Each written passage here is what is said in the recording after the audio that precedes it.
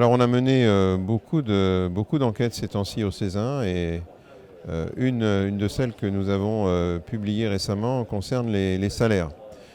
Alors les salaires du RSSI, c'est toujours quelque chose de un peu complexe à aborder puisqu'on a 750 membres au Césin, toutes horizons confondus, toutes origines confondues, avec des niveaux d'ancienneté, des niveaux évidemment de compétences différents. Et c'est toujours très délicat de manipuler des chiffres sur les salaires dans ces conditions-là. Donc on s'est fait aider parce que ça méritait en effet un traitement professionnel de la chose.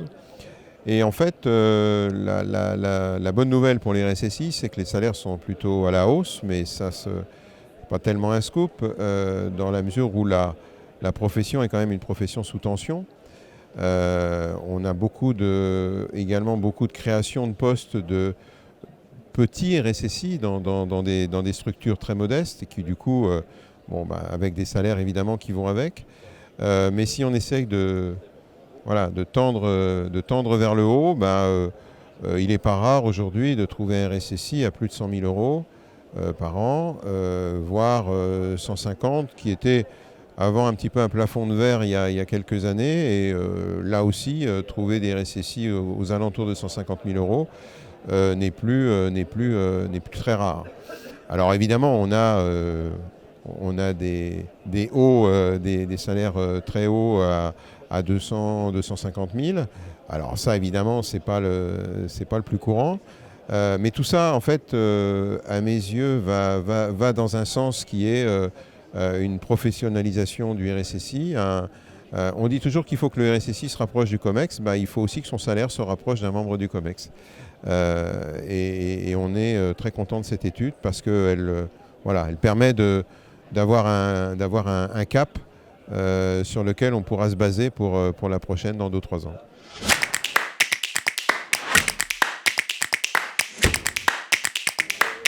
Alors, si je voulais faire un mauvais jeu de mots, je dirais que le RSSI est une profession sous stress, mais ça ne veut pas dire la même chose.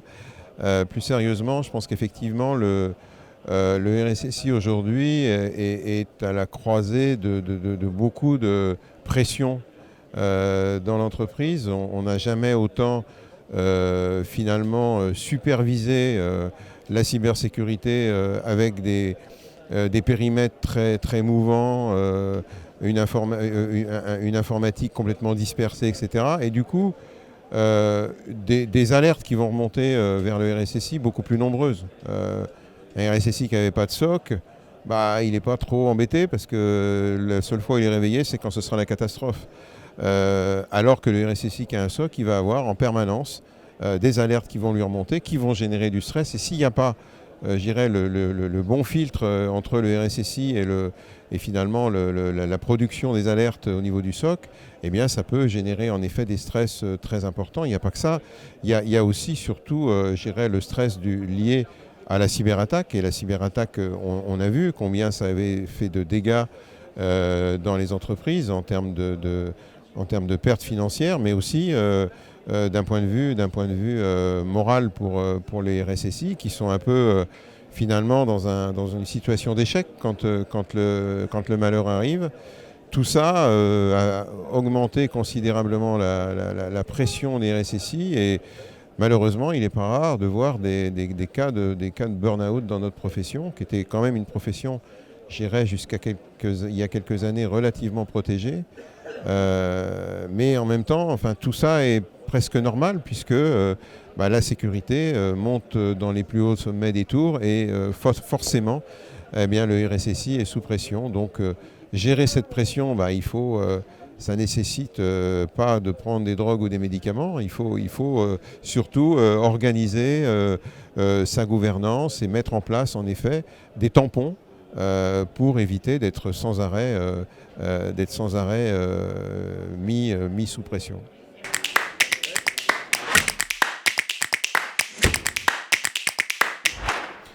Alors, on ne prend pas souvent position au Césin parce que ce n'est pas l'objet. Enfin, on n'a pas à donner notre avis comme ça à tout bout de champ sur tout et n'importe quoi. Mais on a trouvé que finalement cette souveraineté que beaucoup d'entre nous attendent depuis longtemps en termes d'actes concrets. Hein. On ne compte plus les rapports, qu'ils soient parlementaires ou autres, qui parlent de la souveraineté, mais comme je dis souvent, il faut arrêter d'en parler de la souveraineté, il faut en faire.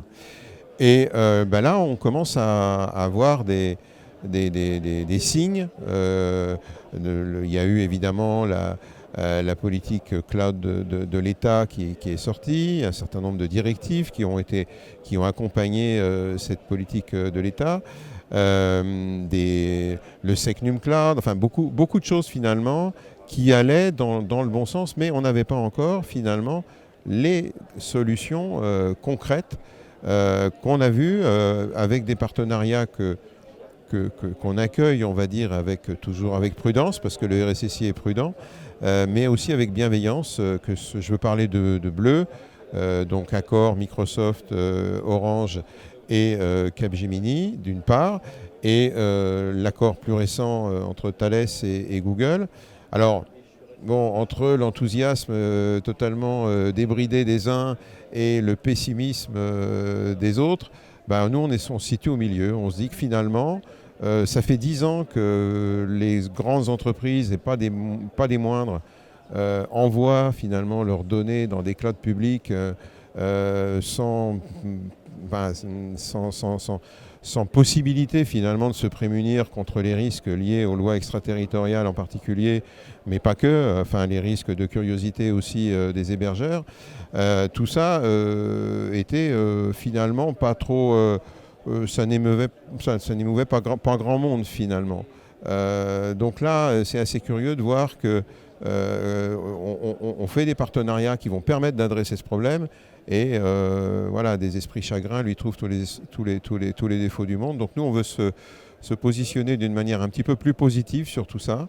Si les solutions qui sont proposées adressent en effet ces problématiques liées aux lois extraterritoriales et au final à la protection des données, et pas que les données sensibles, je veux dire l'ensemble des données de l'entreprise, eh bien on applaudira dès demain ces initiatives-là, tout en continuant à soutenir le tissu économique franco-français. Il y a plein de start-up, il y a plein de solutions franco-françaises ici aux Assises, et il faut continuer d'acheter français. Il faut aussi parfois acheter étranger parce qu'on n'a pas nécessairement toujours toutes les solutions dans tous les domaines, mais la différence que nous avons, nous les RSSI, avec les DSI en particulier, c'est que si les DSI n'ont pas eu trop le choix, quand ils ont fait le Move to Cloud, c'était souvent un Move to Cloud made in America, eh bien nous, on a encore le choix dans la sécurité.